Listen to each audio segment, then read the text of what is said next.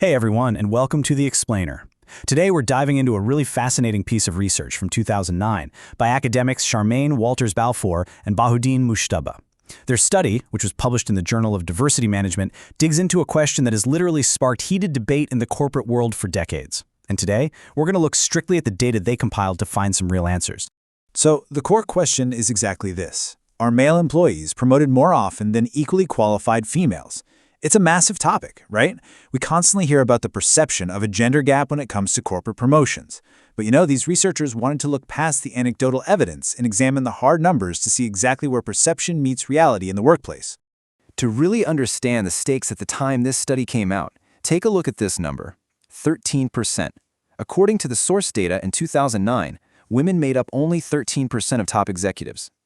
Now, what makes this statistic so wild is that generally speaking, females had been vastly outnumbering males in higher education, all the way from the undergrad level straight up to master's degrees.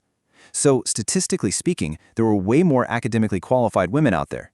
Yet the very top of the corporate ladder, it simply didn't reflect that reality.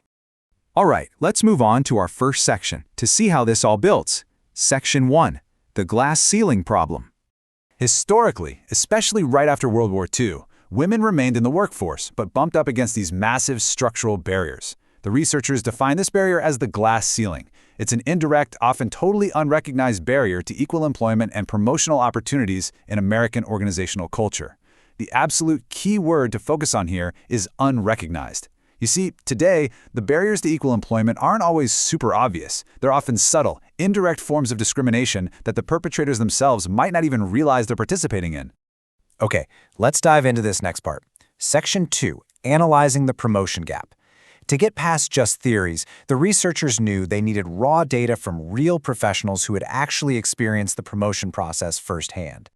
To get this data, they sent out surveys to employees globally and gathered 130 usable responses from professionals who had successfully been promoted at some point in their careers.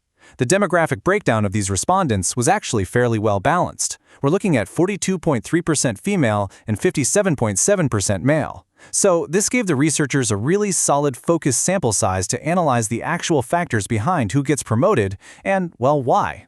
And this brings us to Section 3, surprising data on demographics.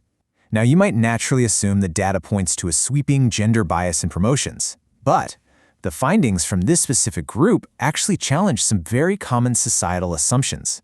Now, what's really interesting about this slide is the actual breakdown of the demographics. The researchers didn't just ask these professionals about their gender, they meticulously collected data on age, years of education, and total work experience to see what mathematical factors actually correlated with getting that promotion. Let's look a little closer at the age factor here. The data showed that the average age for women at the time of their promotion was 51.8 years old. For men, it was 49.0. So in this particular sample, women were being promoted at an older average age than their male counterparts. This correlation suggests that men were moving up the organizational ladder faster and generally younger. This age discrepancy naturally leads to one of the researchers' absolute most provocative questions. They ask, do females have to be twice as educated as males in order to be promoted? I mean, think about it. If women are older when they finally get that promotion, are they being forced to overcompensate with their education just to compete with younger men? So the crucial point is what the correlation statistics reveal here, and honestly, it's quite surprising. In this specific sample group, the men actually held the higher educational degrees. Almost 62% of the females had completed high school as their highest level of education, whereas 39% of the males had bachelor's degrees and 13% even had doctoral level education.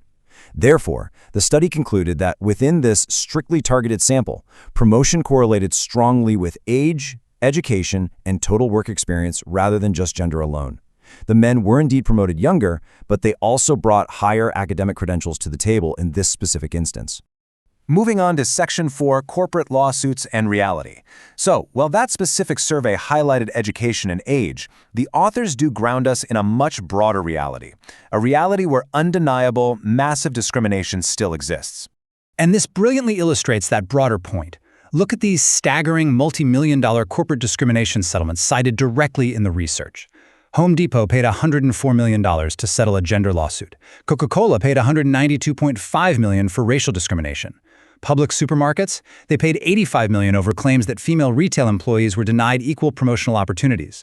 And Wall Street giant Morgan Stanley agreed to a $54 million settlement in a sex discrimination case.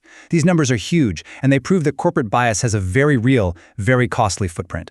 To examine this hostile environment further, the researchers bring in work by L.M. Roth, specifically focusing on Wall Street's culture. Roth's research shows that even during the booming markets of the 1990s, Wall Street struggled deeply with this ingrained old boy network mentality.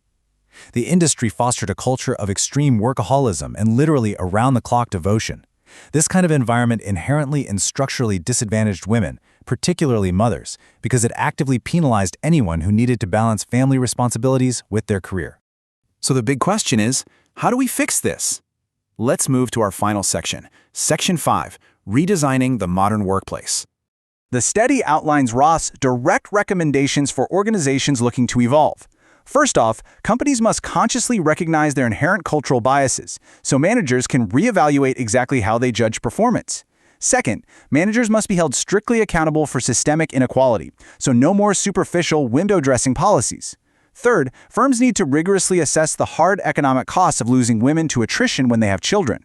And finally, they absolutely must educate senior managers on the immense financial benefits of retaining highly skilled workers by accommodating work-family balance. It's a clear, undeniable business case. And that leads us to this incredibly empowering conclusion cited in the study from Anne Pomeroy. She notes, a new model is evolving where women act as career self-agents and define their availability for work by their own conditions and standards. The old template of nonstop, sacrifice everything for the corporation working hours, it's fading. Instead, flexible work schedules and customizable compensation packages are becoming the ultimate keys to attracting and keeping the absolute best talent in the modern workforce. The data really shows us that while individual promotions might come down to education, age, and experience, the broader organizational culture totally dictates who actually gets to stay in the game long enough to earn them. So I want to leave you with this final provocative thought to consider based on today's explainer. How can today's organizations effectively create flexible work opportunities to retain the absolute best talent?